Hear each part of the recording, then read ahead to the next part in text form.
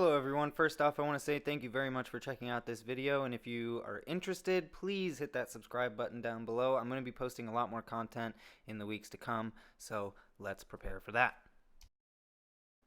Today, Apple held its incredibly anticipated yearly iPhone event at the Steve Jobs Theater in Cupertino, California. The rumor mill has been churning pretty hard leading up to this event. All kinds of stuff has been expected or rumored or teased, and there have been a lot of different leaks and renders that have come out in the months and weeks leading up to this event.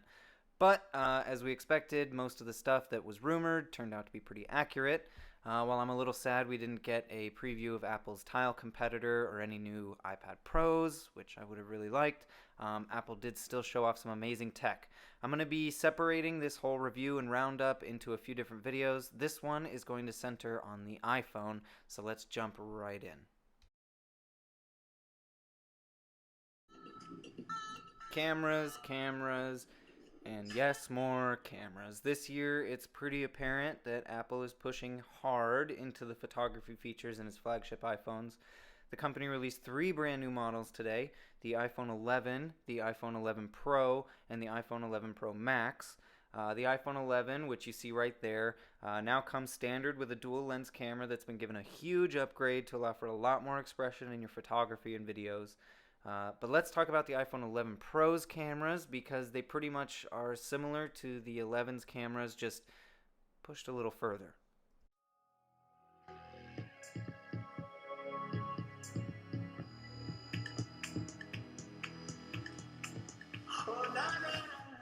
So that right there is the brand new Apple iPhone 11 Pro. It has a brand new 3-camera lens array on the back. It comes with a wide angle, a telephoto, and a super wide angle lens. And now the really cool thing about this camera system is that all the lenses work seamlessly together. They all analyze the images and produce some really crazy effects. When you take a photo, it actually takes a picture with all 3 of the lenses on the back of the camera. So after you've taken the photo, you can actually select which angle or which viewing experience you would prefer for the picture, which is actually really, really cool. Another new technology that they've built into the camera system, they're calling Deep Fusion. Phil Schiller gave the keynote talking about the performance and all the tech specs of the new iPhones, and he called this feature computational mad science, which, everyone loves Phil, and that was awesome. But basically what it does is, before you've even taken a picture, the sensor takes 8 individual pictures throughout all 3 of the different lenses. It then takes each picture, and using all of their machine learning and neural engine stuff, it looks at every single image and every pixel in every image, and it combines them all into one solid image that is just the best of every one of those pictures that it took.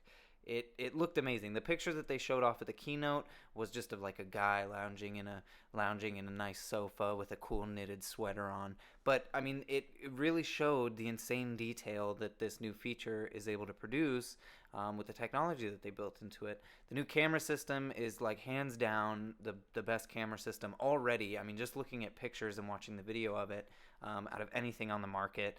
And they also announced a new feature that's called night mode, which, if you remember, Google released their version of that with the latest Pixel phone. Basically, it's just a really low light picture setting. So also, the images that they showed off for these, the before and afters with the effect on it, are insane. We'll have to wait until the phones actually start shipping and people start taking these photos in order to know how good they look under all of the different circumstances people find themselves in. But from what they showed at the keynote, I mean, it looked just amazing. It's basically taking an almost black image and not now making it black anymore. It's insane. The brand new iPhones. I won't really bore you with a lot of the details on everything. Just basically know that overall it's a lot faster. All cores are able to perform up to 20 times faster than the previous version of the chip. They even brought out their VP of chip architecture to discuss everything and go over all of the new updates. They've really built in a lot of cool new stuff for developers, a whole new natural language processing platform, person occlusion and AR, just all kinds of stuff that should make some really cool apps a lot more functional. Also, one of the coolest things, basically what that all boils down to, is you're going to get a lot more performance out of your phone. They should be even more future proof than the predecessors were. I mean, we're looking maybe 2 to 4 years now until similar phones out there on the market are able to beat its speed and performance. Also, they put a real big emphasis on the new lower power consumption that goes into operating the phone. So basically what that boils down to is 4 additional hours of battery life compared to the iPhone XS, which is their previous version. And the Pro Max, the new 11 Pro Max, should be able to do up to 5 additional hours of battery life than its predecessor. Also, probably one of the coolest things that they talked about at the keynote is that now a fast charging 18-watt power brick is going to be included in the box with any new iPhone sold. This is something they haven't done before, and while the later generations of iPhones are capable of fast charging, they still kind of ship with that typical Apple USB wall adapter that doesn't actually offer fast charging. But now they're going to ship with it. That's a really, really cool feature to add. Lastly, let's discuss pricing. They're pretty standard compared to previous generations of the phones. As you can see, the iPhone 11 will begin at $699, the 11 Pro $999, the 11 Pro Max $1099, and then of course, as Apple likes to, they're going to talk a lot about their trade-in program and how much it can knock off the price of a brand new iPhone. And they also offer their monthly installments, but I mean, that's available through your carrier and other places as well. So the prices are pretty much standard. It seems like they've kind of locked themselves into a price point that seems to work pretty well for them. And they'll probably only continue to get more expensive in the future if Apple believes they can keep pushing that price point.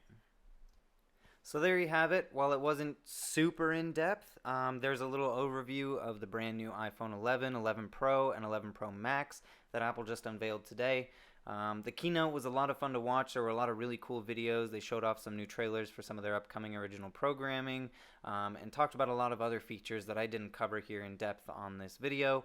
If you'd like to learn anything more about it, you can either shoot me a message and I'd be more than happy to talk to you guys about stuff, or you can head on over to the Apple website. They've got a whole new update to the page, of course, as usual, to show off the brand new tech that they released today. Thank you very, very, very much for watching this video. I'll be back very soon with another one covering the Apple Watch, and then maybe even one talking about the iPad.